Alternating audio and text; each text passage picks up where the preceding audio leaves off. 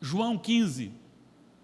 João 15. Nós não vamos ler o texto todo agora, vamos citar os versículos à medida que a gente for estudando, né? Estamos precisando aí de uma estante nova, vamos orar por isso, né? Porque essa estante aqui eu coloco o meu material aqui, quando termina está lá embaixo, assim. Mas a gente já está olhando isso aí, né? Então, de vez em quando eu vou puxar um pouquinho aqui, principalmente aqui que está na transmissão, não se assuste, é porque ela está um pouquinho frouxa aqui. João 15, o Evangelho, né? Evangelho de João, capítulo 15. O tema de hoje é a união da igreja em Cristo e os seus desafios. Jesus sempre ensinou os seus discípulos usando uma metodologia de ou parábolas ou alegorias. Ele usava uma linguagem muito simples e aquilo que o povo entendia para comunicar as coisas do reino sem desvalorizar as coisas do reino. Ele não banalizava as coisas do reino. Ele ensinava e os princípios eram estabelecidos. No texto de João, que nós estaremos estudando hoje, o capítulo 15, ele usa a metáfora a alegoria da agricultura. E ele trabalha aqui para ensinar algo maravilhoso sobre o reino. Esses ensinamentos são preciosos, ou preciosas ofertas do Senhor Jesus para a igreja, principalmente no tema que nós estamos trabalhando este ano. Dentro do que ele trabalha aqui, ele trabalha então a agricultura, ele usa como o agricultor simbolizando Deus o Pai, ele usa a videira simbolizando Jesus Cristo, Deus o Filho, e ele usa os ramos simbolizando os apóstolos, representando toda a igreja, portanto, simbolizando a igreja do Senhor, nos simbolizando. O trabalho executado pelo agricultor e a vida dada pela videira, evidenciada nos ramos. Esse capítulo ele pode ser dividido em 3 partes. Os versículos de 1 a 11, a igreja só poderá frutificar se permanecer ligada em Cristo. Versículos 12 a 17, o amor entre os irmãos é a confirmação de que a igreja está verdadeiramente ligada em Cristo. E os versículos 18 a 27, a igreja ligada em Cristo aflora o ódio do mundo ao testemunhar Jesus. Que o Senhor nos faça galgar com temor e tremor esta montanha do saber de Jesus oferecido a nós. Vamos então para o texto. Eu falarei e leremos alguns versículos à medida que eu for falando.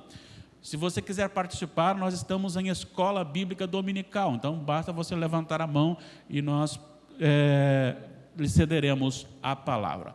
A primeira parte, que vai do versículo 1 ao versículo 11, a igreja só poderá frutificar se permanecer ligada em Jesus.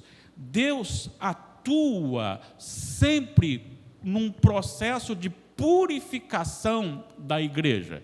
E este processo de purificação, ele abrange duas direções, 2 ações diferentes. Uma ação é tirar os não crentes, os falsos crentes. E a outra é limpar os verdadeiros crentes, santificar os verdadeiros crentes, para que eles produzam mais fruto ainda. De que forma que Deus faz isto? Deus faz isto através da sua palavra. É por isso que eu não me preocupo muito em ser ou não um pastor inferior ao outro, o outro é melhor que esse, prega melhor, porque o que faz o trabalho não é quem está pregando. O que faz o trabalho de limpeza é o próprio Deus, na pessoa do Espírito Santo, pela palavra. É a palavra que converte, é a palavra que salva, é a palavra que condena. Vamos ver isso então? Veja bem, os versículos 1, 2a e 6, primeiro ele diz quem é. Eu sou a videira verdadeira e o meu pai é o agricultor. Todo ramo que estando em mim não der fruto, ele, o pai, o agricultor, o corta. Preste atenção nisso. Então, ele já está limpando a sua igreja quando ele começa a tirar os falsos crentes. Olha só o versículo 6, o que diz: se alguém não permanecer em mim, será lançado fora à semelhança do ramo e secará, e o apanham, lançam no fogo e o queimam. É muito importante você avaliar a sua reação com a exposição das Sagradas Escrituras. Eu não estou dizendo de pregações triunfalistas que falam aquilo que a Bíblia não está falando, mas uma exposição sincera e verdadeira e íntegra da palavra de Deus. Como eu recebo isto? Porque muitas pessoas, quando termina aquilo que nós estávamos fazendo, que não tem como fazer a parte secundária, eles não permanecem na igreja, porque eles estavam na igreja sendo o motivo, o bem-estar da comunhão, do programa, da alegria em si, das realizações em si, e não pelo fato da palavra de Deus que se estende com verdadeiro sentido quando se tem um programa de adoração ao Senhor. Eu estou dizendo contra o programa? Não. Eu estou dizendo com a motivação de estar. Você que está aqui agora é porque você vem pela palavra e não pelo programa, porque o que nós enfrentamos há 2 anos nos tirou as possibilidades dos programas. Quando eu falo programa, eu falo um ajuntamento, aquele bom ajuntamento, quando nós tínhamos o Ajunta Panela, né? Coisa boa para se fazer, mas quando eu tenho a minha motivação para aquilo, e algumas pessoas não suportam isso e afastam, porque o que eles querem é só o ajuntamento, e não a palavra que me conduz ao ajuntamento. E aí, se você começa a ter esses princípios, a palavra de Deus, ela expulsa você do meio e você acaba indo para o mundo ou para uma igreja que também ofereça essas coisas que não são pecado, mas que se baseia somente nisto. Mas ele também continua dizendo que ele limpa aqueles que estão permanentes nele, que é a parte 2 do versículo, parte B do versículo 2. E todo aquele que dá fruto, ele o limpa para que produza mais fruto ainda. Então, há um cuidado do Senhor na purificação dos seus verdadeiros filhos, dos servos do Senhor. De que maneira que ele limpa? Ele limpa através do confronto. Confronto com o quê? Olha o versículo 3. Vós já estáis limpos. Qual é o instrumento usado para a limpeza? A palavra. Vós já estáis limpos pela palavra que vos tenho falado. E é importante observar essa questão, porque você tem aqui no versículo 3, você tem no versículo 7, se permanecerdes em mim e as minhas palavras permanecerem em vós, pedireis o que quiserdes e vos será feito. Se você olhar um pouquinho à frente, vira a página aí, João 17, 17, olha só o que Jesus ora ao Pai. Ele diz: santifica-os na verdade, a tua palavra é a verdade. Então a palavra de Deus é aquela que vem para purificar a igreja, santificando os seus filhos verdadeiros e expulsando aqueles que não são verdadeiros. Como posso provar isso? Por favor, abram comigo em Isaías 55. Isaías 55, versículos 10 e 11. Olha o que ele diz sobre o poder da palavra. Tem muita gente voltado aí para uma psicologia de que a sua palavra tem poder. Eu digo para você, não, a sua palavra não tem poder. A palavra de Deus tem poder. Você não cria nada com a sua palavra.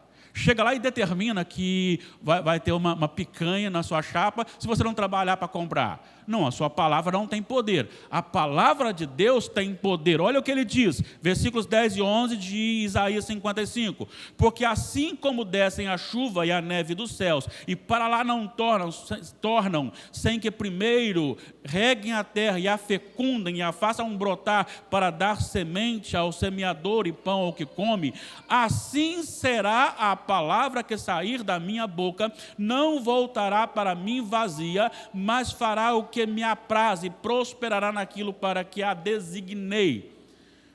Isto aqui abrange os dois lados, a condenação do ímpio e a salvação dos eleitos. Não é aqui que eu vou pregar e todo mundo vai ser contaminado com a palavra de Deus para a salvação. É que quando você expõe a palavra de Deus, ela vai mexer com os eleitos para a salvação e ela vai enojar os não eleitos para a condenação. Quem disse isso? O Senhor Jesus. Ele disse isso? Disse, João 3. João 3. Ele começa com o versículo mais lindo que nós temos, que é a pregação da igreja para o mundo. Porque Deus amou ao mundo de tal maneira que deu o seu Filho unigênito para que todo o que nele crê não pereça, mas tenha a vida eterna. Porquanto Deus enviou o seu Filho ao mundo, não para que julgasse o mundo, mas para que o mundo fosse salvo por ele. Quem nele crê não é julgado. O que não crê já está julgado, porque não crê no unigênito Filho de Deus. O julgamento é este, que a luz veio ao mundo, mas os homens amaram mais as trevas do que a luz, porque as suas obras eram más. Mas aqui é Jesus, não é palavra. Então volte em João capítulo 1. Olha o que ele diz. No princípio era a palavra, o verbo, e a palavra era Deus.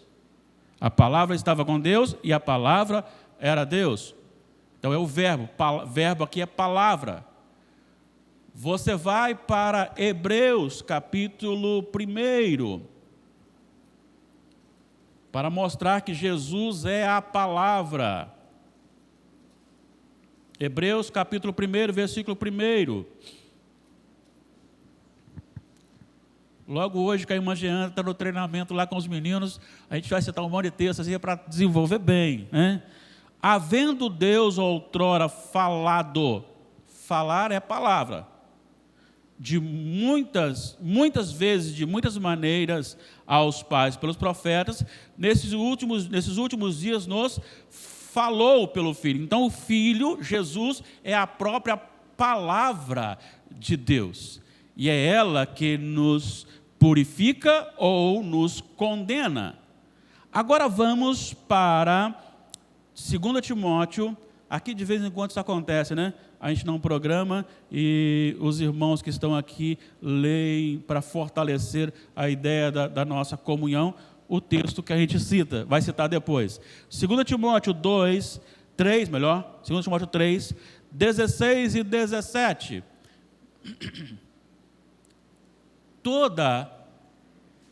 Toda, não é uma parte, toda a Escritura é inspirada, e quando inspirada, ela é soprada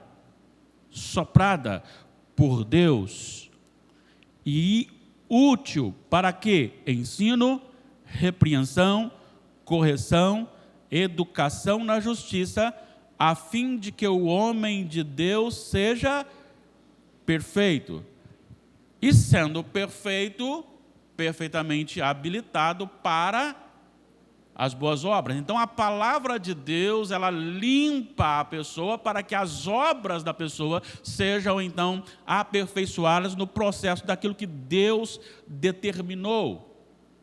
Porque quando você faz alguma coisa para alguém, só será bom ou ruim dependendo daquilo que você é. Vamos pensar aqui, tem 2 recipientes com água. Num recipiente tem veneno, no outro não.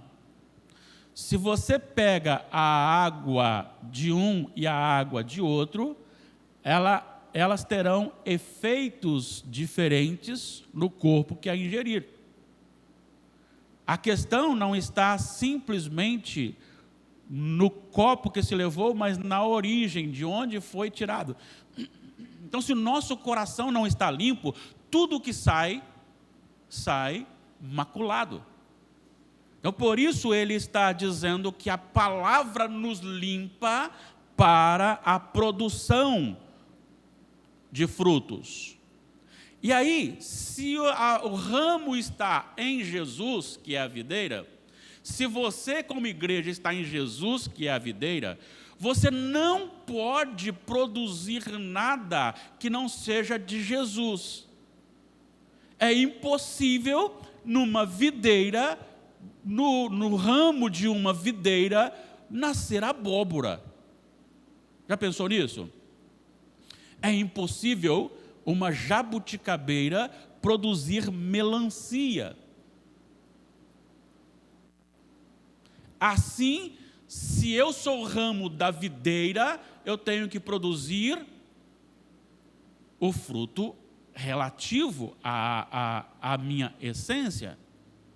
E se Jesus é a videira, eu preciso produzir fruto do Espírito. Agora, preste atenção numa coisa. Atos, capítulo 4. Atos, capítulo 4, versículo, 13. É disso que eu estou falando, olha só, presta atenção. Está falando de Pedro e João. Eles haviam feito um milagre e, por abençoar a vida, estavam presos. Olha só, ao verem quem viu quem, as autoridades que haviam prendido a Pedro e João, viram a Pedro e João, diz assim, ao ouvirem a intrepidez de Pedro e João, sabendo que eram homens iletrados e incultos, admiraram-se. Isso é uma coisa. Admiraram-se porque eram homens incultos. Agora, preste atenção na segunda parte, é essa que eu quero para nós. E reconheceram que haviam eles estado com Jesus. Por que reconheceram que eles haviam estado com Jesus? Porque eles se pareciam com Jesus, falavam as palavras de Jesus, viviam a vida de Jesus. A maneira como eles se comunicaram ou comunicavam ali, respondiam ali e se portavam ali, levou as autoridades a reconhecer que eles estavam em Jesus. Vamos para mais um, capítulo 11 do mesmo Atos, versículo 26.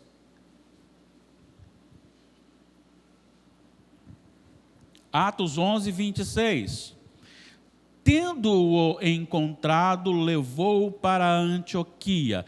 De quem que ele está falando aqui? Ele está falando do apóstolo que buscou, olha só, versículo 19. Então os que foram dispersos por causa da tribulação sobreveio a Estevão e espalharam a notícia espalhou, e aí quando você chega no 22, a notícia a respeito dele chegou aos ouvidos da igreja que estava em Jerusalém, e enviaram o Barnabé até Antioquia. Tendo chegado, vendo a graça de Deus, alegrou-se, exortava a todos que com firmeza permanecendo no Senhor, porque é um homem cheio do Espírito Santo e muita gente se uniu ao Senhor. E partiu Barnabé para Tarso à procura de Saulo. Quando os dois chegaram, eles chegam em Antioquia, encontrando então ali, por 1 ano, se reuniram naquela igreja e ensinaram numerosa multidão. Agora preste atenção na parte final do versículo. Em Antioquia foram os discípulos chamados cristãos. A identidade deles. Eles estavam na videira, por isso produziam frutos. A videira Jesus, produziam Jesus, reproduziam Jesus, identificados como Jesus. A palavra permanecer aqui na videira e permanecer em Jesus, a permanência ela é muito forte aqui, porque ela aparece nos sentidos diferentes, para pessoas diferentes, 11 vezes. Ela aparece nos versículos 4, 5, 6, 7, 9 e 10, por 11 vezes. Presta atenção, vamos lá. João 15, versículo 4, olha o que diz. Permanecei. Deixa eu esperar lá, isso.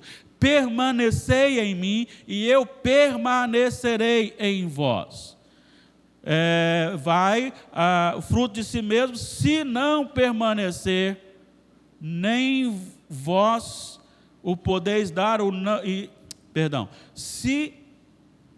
como não pode o fruto produzir fruto de si mesmo, se não permanecer na videira, assim nem vós o podeis dar, se não permanecerdes em mim.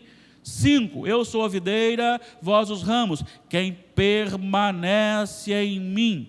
Versículo 6, se alguém não permanecer em mim, será lançado à semelhança do ramo, e o apanham, e lançam e queimam no fogo. 7, se permanecerdes em mim, as minhas palavras permanecerdes em vós, pedireis o que quiserdes, será feito. 9, como o Pai que me amou, também eu vos amei, permanecei no meu amor. 10, se guardardes os meus mandamentos, permanecereis no meu amor, assim como eu também tenho guardado os mandamentos de meu Pai, e no seu amor permaneço. Então, usando a expressão para Jesus e para os discípulos, aparece a palavra permanecer por 11 vezes nesses versículos. A necessidade de estar, permanecer em Cristo. É bom estar em Cristo quando tudo está dando certo, como pregaram para nós, quem está em Jesus não sofre, quem está em Jesus não passa dificuldade. E o momento que inverte, que vem as tribulações, que Deus começa a podar, a tirar, a limpar. É mais difícil, mas é neste momento que Jesus dizendo, você só poderá produzir fruto se você permanecer em mim. A igreja só será frutífera se ela permanecer. O versículo 7, ele é bastante interessante, porque ele diz assim, se permanecerdes em mim, as minhas palavras permanecerdes em vós, pedireis o que quiserdes e vos será feito. É interessante porque não é só permanecer na palavra, é a palavra permanecer na pessoa. Então é crer e agir. A ação é consequência do crer, do ser. Então, para que eu realmente produza, eu tenho que estar em Jesus, permanecer em Jesus. Mas tem uma promessa muito boa aqui, que vou reler, versículo 7, se permanecerdes em mim e as minhas palavras permanecerdes em vós, pedireis o que quiserdes e vos será feito. O que você pensou em pedir? Se você pensou em pedir dinheiro, então você não está em Jesus. O pedir e receber significa que se eu estou em Jesus e o Jesus está em mim, a minha vontade será moldada à vontade dele. Então eu vou querer aquilo que ele quer, e o que ele quer é o que o Pai quer. Se eu quero o que ele quer, eu e ele queremos o que o Pai quer, isto acontecerá. Mas vamos lembrar que ele orou certa vez assim, Pai, se possível, passe de mim este cálice, mas não faça segundo a minha vontade, mas a tua vontade. Então, se eu pedirei segundo a vontade de Deus. E se eu peço segundo a vontade de Deus, significa que o Senhor me ouvirá. O Senhor me ouvirá.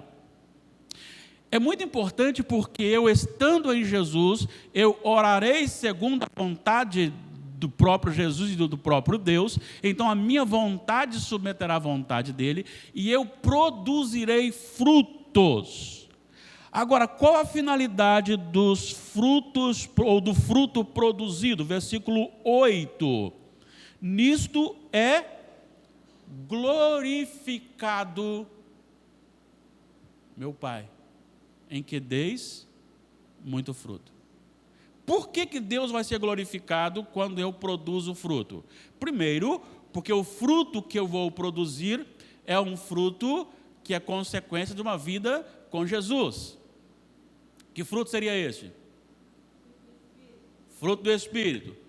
Amor, alegria, paz, longanimidade, benignidade, fidelidade, mansidão, domínio próprio, e mais bondade, e mais aquilo que está ligado a isto é o fruto do Espírito. Por que isto glorifica a Deus? Versículos 1 e 2, retornemos lá no capítulo 15, 1 e 2. Eu sou a videira verdadeira e o meu pai é o agricultor. Todo o ramo que estando em mim não der fruto, ele o corta. E todo que dá fruto, ele limpa para que produza mais fruto ainda. Então, eu limpado pelo Senhor, produzo mais fruto ainda, e o meu fruto revela Deus ao mundo. E à medida que eu vou revelando Deus ao mundo através do fruto do Espírito em mim, Deus vai sendo glorificado. Estávamos numa visita ontem e os causos bons acontecendo, né? Eu sou Nildo, diácono Nildo, junto com um casal aí mais idoso, e os causos sempre acontecendo, né? E aí lembrei de uma brincadeira que o pessoal falava sobre conversão de pessoas bravas, que antigamente tinha um homem bravo, né? Não era um homem diferente dos homens maus de hoje. Eram homens que não arredavam o pé, eram homens grosseiros, errados, mas eles tinham, de certa forma, uma certa honra, certo? E diz que o camarada muito bravo, batia nos outros, matou muita gente, se converteu. E aí, naquele dia, quando ele se converteu, alguém que apanhava dele sempre disse: opa, agora chegou a minha vez. Deixa eu esperar um pouquinho, você vai mudar mesmo. E ele mudou o comportamento dele, ficou mansinho. E falou: bom, já que mudou o comportamento dele, agora eu posso descontar as costas que eu tomei. E ele chegou para aquele moço novo convertido e disse: olha, é verdade que você se converteu? É, rapaz, me converti. Então agora você não briga mais não? Rapaz, não posso mais brigar, porque Jesus morreu por mim, eu não posso mais brigar. Então você não bate? Não, agora não faço mais isso não.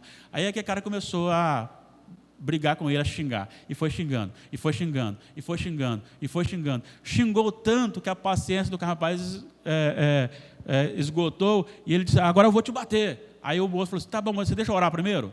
Aí ele: pode. Aí disse que ele ajoelhou e falou: Senhor, eu agradeço tudo que o Senhor fez por mim, mudou minha vida, mas eu vou ter que pecar mais uma vez, porque, Senhor, esse moço está me agredindo demais, e eu não estou suportando. Eu vou matar mais um, Senhor, mas depois eu prometo não fazer mais.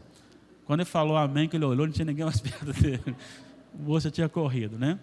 Mas é claro que há momentos de queda, mas aquele que está em Jesus, ele sempre repensará antes de voltar ao pecado.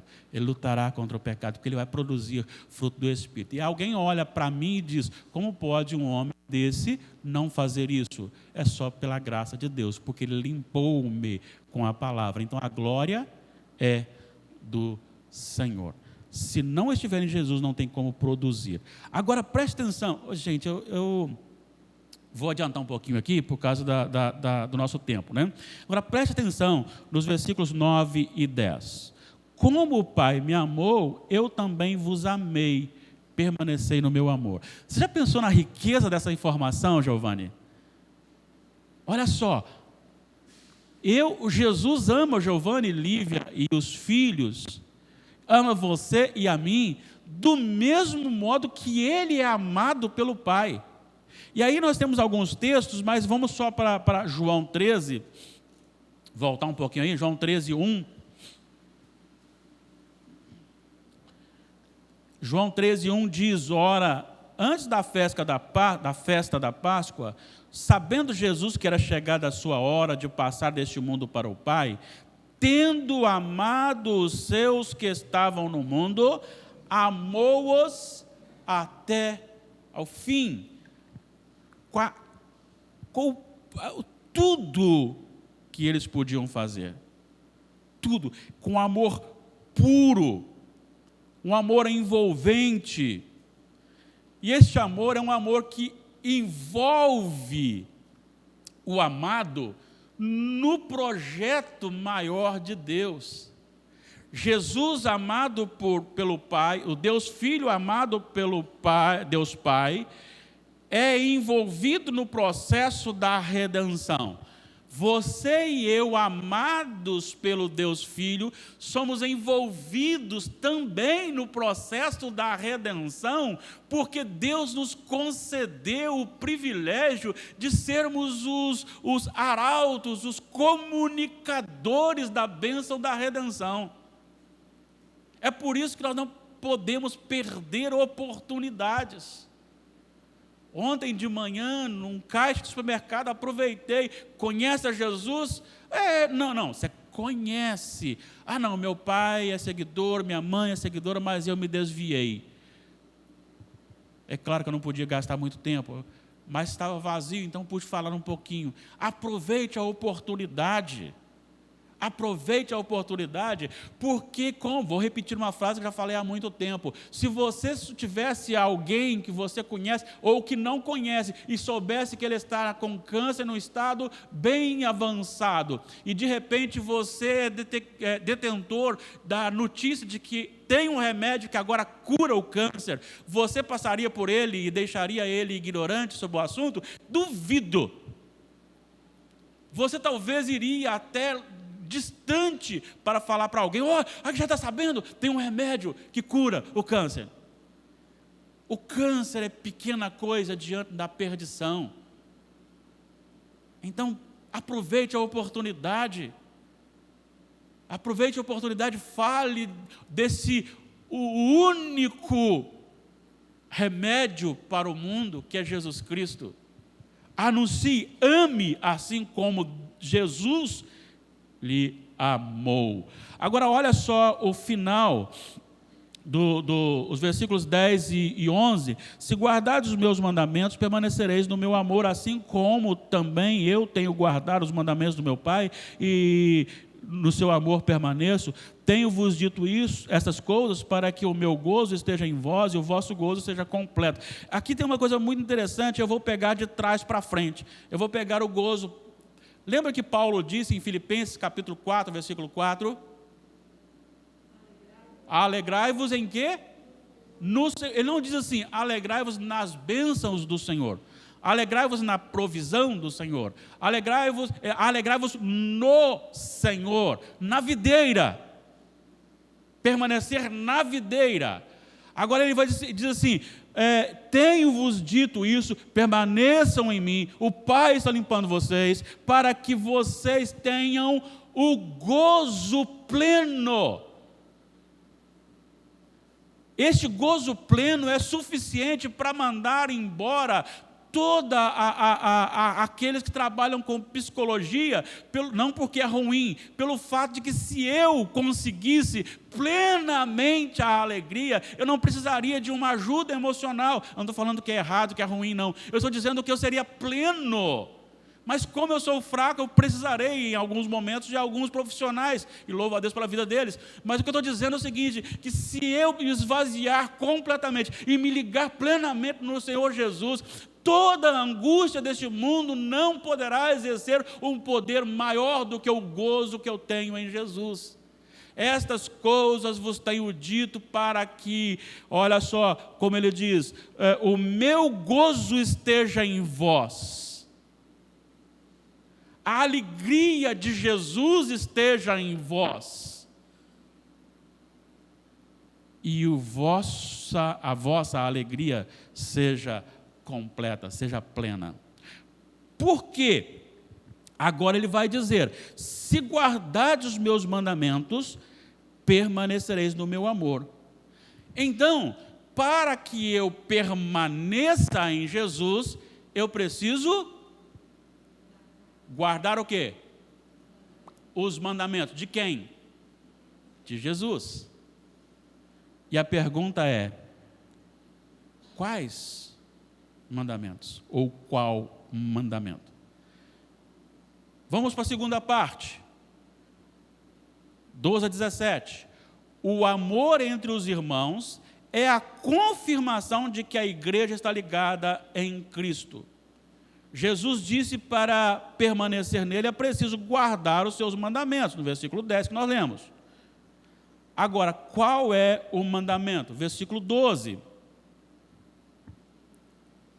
O meu mandamento é este, que vos... Vamos ler juntos aqui agora, para a gente dar uma acordada? Vamos lá, todos juntos? O meu mandamento é este, que vos ameis uns aos outros, assim como eu vos amei. Duas coisas importantes aqui.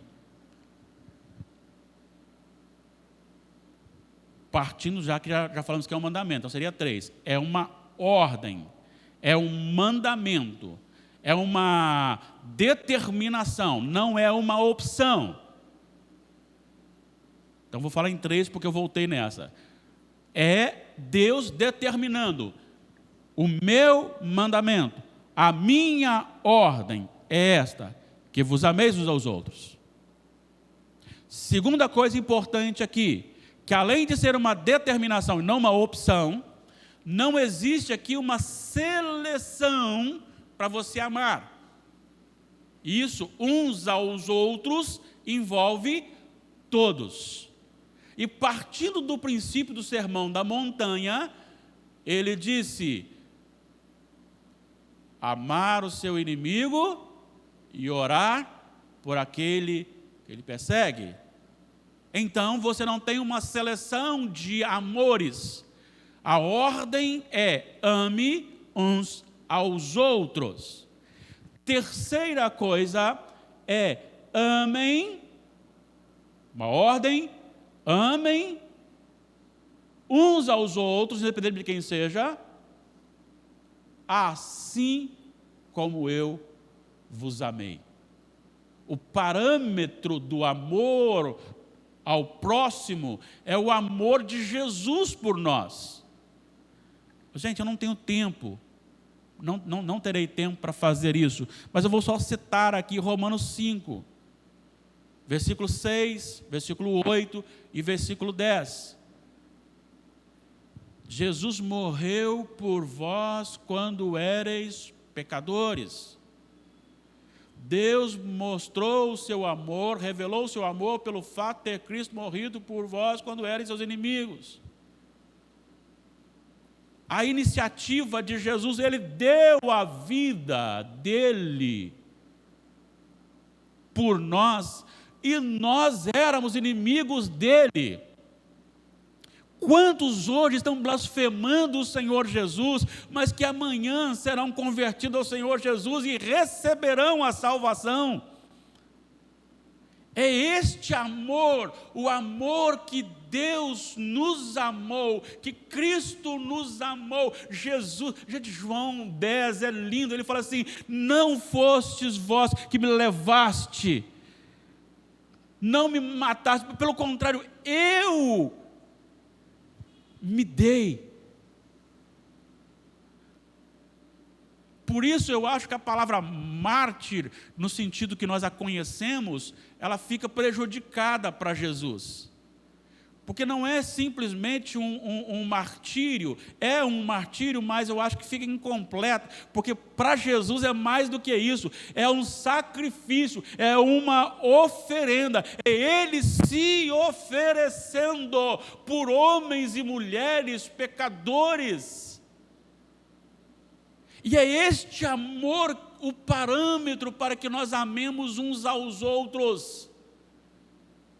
pensa comigo, na hora da prisão de Jesus, sobrou algum? Todos eles saíram correndo. Mas Pedro desembanhou a espada, foi junto até certa parte, fugindo de longe. Mas na hora do vamos ver mesmo, ele negou uma vez, negou duas vezes, negou três vezes. Pedro ficou tão arrasado com isso, e quando Jesus se aproximou, ele disse: afasta de mim, não sou digno de tua presença. E Jesus ressuscita, chega para Pedro e fala assim: Pedro, tu me amas? Senhor, tu sabes que eu gosto do Senhor, mas amar igual eu falei que amava, não amo não. É mais ou menos isso. Mas Senhor, mas Pedro, tu me amas? É, Senhor. Na verdade, eu até gosto do Senhor, mas não daquele jeito que eu pensei. Então você gosta de mim, né, Pedro? É, Senhor. Pois então, vai lá e apacenta o meu povo. É quando você está dizendo assim: eu não consigo, o que ele fala: eu estou aqui por você. É este amor. Então, alguém chegou e disse: até quantas vezes eu devo perdoar o meu irmão? Olha, já perdoei 1 vez e meia. Aí ele fala: até 7, Senhor? Até 70 vezes 7. O perdão é algo que tem que estar no coração do cristão, pronto para os seus ofensores. Amar como Jesus amou. Agora você vai e dentro dos versículos seguintes tem algumas afirmações que eu quero considerar com você aqui, que são relevantes. O versículo 12, na parte B, você tem a expressão que nós acabamos de falar: amar como Jesus amou. O versículo 13, Jesus mostra: e o amor que eu amei é um amor sacrificial. Este é o tipo de amor que eu estou chamando vocês. Versículo 15, ele está dizendo assim: olha, preste atenção no estado que eu coloquei vocês. Vocês não são alguém que simplesmente são mandados.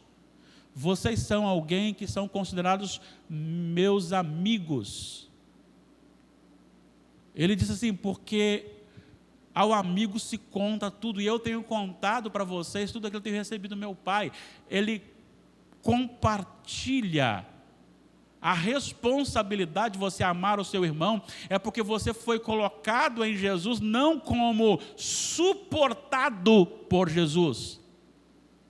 Tem algumas pessoas que nós suportamos, né? E aquela pessoa é tão chata, a gente suporta, mas não dá para relacionar, não dá para estar junto. Não é assim que nós pensamos? Jesus falou assim: não, eu estou convidando vocês para que vocês façam com as pessoas, trazendo-as para o ciclo da amizade. E se elas não? Se elas tiverem algum problema, faça logo um prato de torresmo com feijão e farinha. Convida, que ninguém resiste, não é isso, Fabiola? Ninguém resiste a um prato de feijão com farinha e torresmo. A Fabiola chegou até a respirar mais. E a Ariane está pensando em almoçar na casa dela agora, depois disso. O que eu estou querendo dizer é o seguinte: promova. Jesus disse assim: eu lhes fiz amigos. Não simplesmente suporte alguém, ame este alguém como um amigo. Acabei até invertendo um aqui. Para ser amigo de Jesus, você precisa obedecer os mandamentos de Jesus. Versículo 14. Às vezes tem muitas pessoas dizendo aí que são amigas de Jesus, mas não querem obedecer a Jesus. Aí é falso. Aí é cortado, seca e lança no fogo. Tá? 16. Outra preciosidade: você faz parte de um povo separado por Jesus. Olha só o que diz o versículo 16: não fostes vós que me escolhestes a mim, pelo contrário, eu vos escolhi a vós outros e vos designei. Presta atenção, você não é mais propriedade sua nem de outro, é de Jesus. Você foi escolhido para isto. Você não foi escolhido para viver neste mundo de qualquer maneira. Você nasceu e foi escolhido e chamado para amar o seu irmão, o seu próximo, como você é amado por Jesus, como Jesus é amado por Deus, como Deus ama você. Não é uma questão, quem quer fazer parte do grupo? Eu falei para a igreja, quem quer assumir aí o projeto Um Só Corpo? É uma coisa. Outra coisa é o conselho determinou que todo mundo tem que fazer parte. Não, aqui é determinado, Jesus escolheu para o amor uns aos outros, para o amor sacrificial, como o amor de Jesus por nós.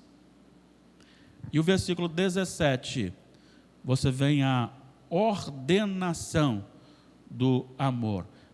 Isto vos mando. Ele reforça. Qual é o meu mandamento? Que ameis aos outros. E agora ele diz, vos mando.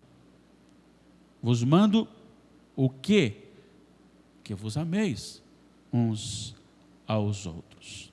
Amar o próximo não é uma opção, é antes um mandamento, uma ordem de Jesus. Se amo a Jesus, devo amar também o meu próximo. Não precisa nem virar a Bíblia, se você tem João 15, pelo menos a edição que eu estou usando, né? Que é uma letra menor um pouco do que não é a letra gigante, é a letra comum. Capítulo 14, versículo 15. Se me amais, guardareis os meus mandamentos. Eu permaneço em Deus quando eu permaneço em Jesus quando eu amo Jesus. Eu amo Jesus quando eu guardo o mandamento. O mandamento do Senhor é porque eu ame o meu próximo. Agora, para a gente fechar aqui, vamos para a terceira parte, final, versículos 26, 18 a 27. Que a igreja ligada em Cristo aflora o ódio do mundo ao testemunhar Jesus. Pode ser dividido em duas partes. Primeira, a igreja odiada pelo mundo. Presta atenção numa coisa importante aqui. A causa do ódio. A igreja é odiada pelo mundo. Qual é a causa? Olha só o versículo 18. Se o mundo vos odeia, sabei que primeiro do que vós, a vós outros, me odiou a mim. Quem é? A igreja é um corpo, certo? Quem é a cabeça do corpo? Jesus. Não tem como você odiar uma parte e amar a outra. Como o mundo odeia a cabeça, que é Jesus, automaticamente odiará também o corpo. Qual é a razão deste ódio para com a igreja? É porque Jesus comprou a igreja do mundo e a fez sua propriedade. Ela não é mais propriedade do mundo. Olha só o versículo 19, se vós fosseis do mundo, o mundo amaria o que era seu. Como todavia não sois do mundo, pelo contrário dele vos escolhi, por isso o mundo vos odeia. E deixa eu dizer uma coisa, seja radical por Jesus nesse mundo, não queira parecer com este mundo, não. Não queira parecer com este mundo. Queira o Senhor Jesus. Queira o Senhor Jesus na sua vida. Eu acho que o mal da igreja é querer imitar os famosos, as pessoas deste mundo. Olha a diferença, se eu estou em Jesus, olha a diferença aqui. João capítulo 4, versículo 34. João 4, 34. Os discípulos falaram, trouxemos comida, vai comer não, Jesus? A resposta dele foi, a minha comida consiste em fazer a vontade daquele que me enviou e realizar a sua obra. Todos nós sabemos que é muito bom comer. Todos nós sabemos que cada um tem a sua peculiaridade, tem a sua cultura, tem o seu gosto por alguma coisa, e normalmente é bom estar diante daquilo que você gosta de comer. Não só gostamos muito de comer, mas a comida é essencial para a nossa vida. E Jesus disse que a comida dele, que é essencial e o que ele mais gosta, é fazer a vontade do Pai e realizar a sua obra. Diante disto é que causa no mundo esse ódio pela igreja. Todo mundo caminha na mesma linha, cego, surdo. Basta o agente das trevas mandar e todo mundo caminha como um bando, mas você diz não. Olha, infelizmente, nós estamos numa cultura e num tempo em que você terá que fechar os olhos em breve para não ver pessoas nuas na rua. Porque quanto mais o tempo passa, menos roupa se veste. E não é mais vergonhoso mostrar partes íntimas na rua. Pelo contrário, é incentivo. E a igreja tem que se cuidar para não entrar nessa linha. Seja diferente. E isto vai fazer com que o mundo lhe odeie. Busque tomar uma nova atitude na sua vida, sem mexer com os outros. Você encontrará resistência. Porque o mundo odeia o que é santo. O mundo odeia o que é de Jesus. Então, como propriedade, e este ódio, ele é um ódio consciente, porque para as autoridades já foi pregada, aqui nos versículos seguintes, anunciada, e sabem que é.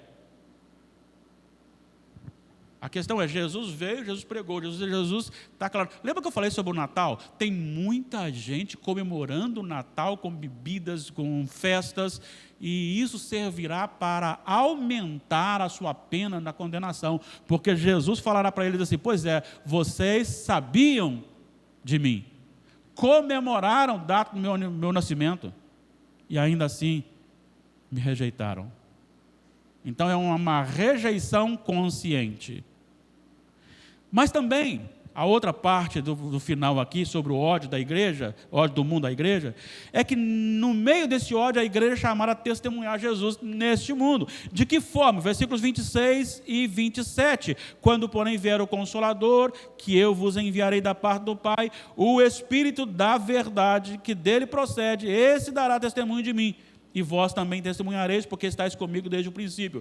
Ele está falando com os discípulos e ele está falando sobre o Espírito Santo. Não havia ainda acontecido o Pentecostes, então o Espírito Santo não tinha descido ainda. Ele fala do Pentecostes e ele fala que esse Espírito, ele é enviado por Jesus da parte de Deus o Pai. Então, o Espírito é enviado por Deus Pai e Deus Filho. O Filho enviado por Deus Pai, o Espírito por Deus Pai e Deus Filho. E o Deus Espírito agora, ele é o Espírito da verdade. É por isso que o mundo odeia Jesus, porque o Espírito Santo, ele abre, ele escancara, ele aponta Jesus como a solução. E por isso o mundo odeia. Ele convence o seu coração, é Ele que mostra quem você é Ele que mostra quem Deus é Ele que mostra a realidade, a verdade, é Ele que planta no meu coração que em breve Jesus voltará. E nós estamos muito mais próximos do que estávamos há um tempo do retorno de Jesus, e os sinais estão acontecendo, mostrando e revitalizando a nossa esperança para esse dia. E este Espírito nos habilita, assim como habilitou os apóstolos, que eram testemunhas oculares de Jesus. Pela fé nós somos testemunhas de Jesus, não ocular no sentido físico, mas de uma experiência num fundamento dos apóstolos, e somos chamados para testemunhar Jesus neste mundo. Agora, me diga uma coisa, como igreja do Senhor, como alguém que está em Jesus, você tem que se parecer com este mundo, agradar este mundo ou ser diferente? Nós somos um só corpo no Senhor, não um só corpo neste mundo. Nós somos um só corpo em Cristo e não nos famosos ou em alguém que me atraia. Nós somos um só corpo naquele que detém toda a autoridade e que é odiado por este mundo. A igreja é do Senhor, é corpo do Senhor, e a igreja precisa viver nos moldes do Senhor. Ela será odiada, ela será, quem sabe, presa, ela será então espancada. Isso acontece e acontecerá. Quem sabe no nosso meio em breve possa acontecer também. Ideologicamente já está acontecendo, mas não importa. Não importa. Volto a dizer, eu não nasci para ter casa, ter carro. Eu não nasci para ter fama. Eu nasci para a glória de Deus. Como Deus vai ser glorificado na minha vida, é Ele que escolhe. Se quiser ser glorificado como pessoa rica, Ele me enriquecerá. Se uma pessoa pobre, Ele me empobrecerá. Se quiser me dar coisas, e assim Ele vai ser glorificado. Mas tudo na minha vida tem que ser para a glória de Deus. A igreja está no mundo, não é para continuar aqui eternamente.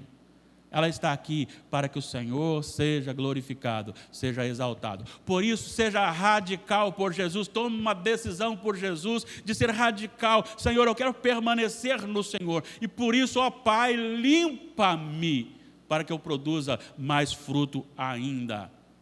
Amor, alegria, paz, longanimidade, benignidade, bondade, fidelidade, mansidão e domínio próprio. Que seja isso real na sua vida e na minha vida. Que o Senhor nos abençoe. Que o Senhor santifique o seu nome na nossa vida a cada dia. Faça como Jesus. O que eu mais quero, a minha comida, consiste em fazer a vontade do meu Pai e realizar a sua obra. Que 2022 seja um ano desafiador para a sua vida. Deixa eu lhe avisar.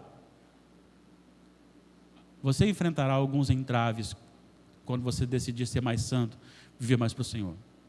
Primeiro, pessoais. A sua carnalidade aflorará. Diz o nosso amigo John Piper que o jejum ele ajuda a trazer, a manifestar a nossa pecaminosidade, porque a fome instiga o pecado.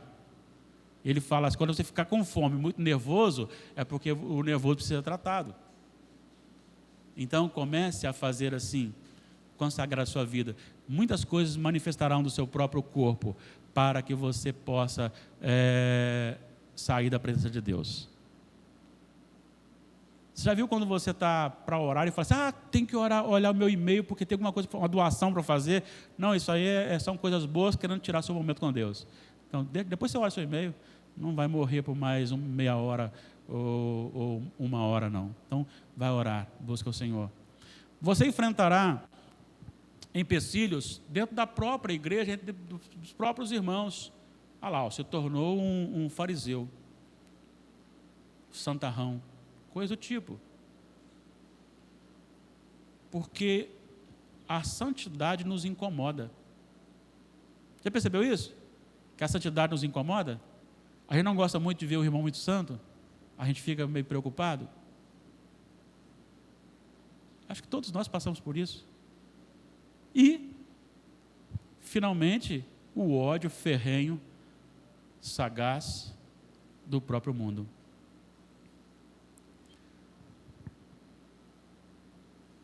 Eu temo em estar vivo na manifestação do homem da iniquidade, e quando falarem para a igreja assim, parem de cultuar ou nós matamos os membros, nós falamos, não, pelo bem dos membros nós vamos ceder. Porque nós cedemos muito fácil Então, oremos por encorajamento.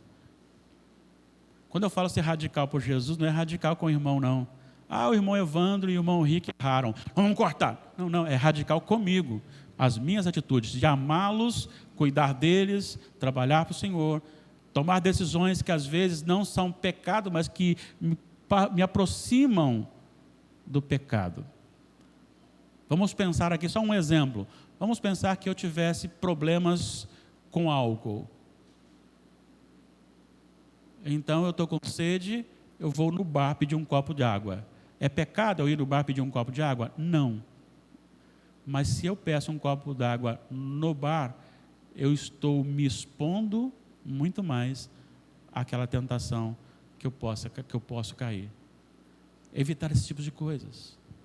Vamos estar em Jesus e pedir a Deus, o Pai, o agricultor, que nos limpe, com misericórdia, mas nos limpe, para que possamos produzir mais frutos ainda, estando em Jesus.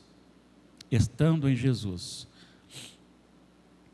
Estando em Jesus, amar uns aos outros, como Deus amou Jesus e como Deus e Jesus nos amaram. Conscientes de que estamos no mundo, odiados pelo mundo, mas assistidos pelo Espírito Santo. Tanto no sentido de esclarecimento, como no sentido de força para vencer. Em nome de Jesus.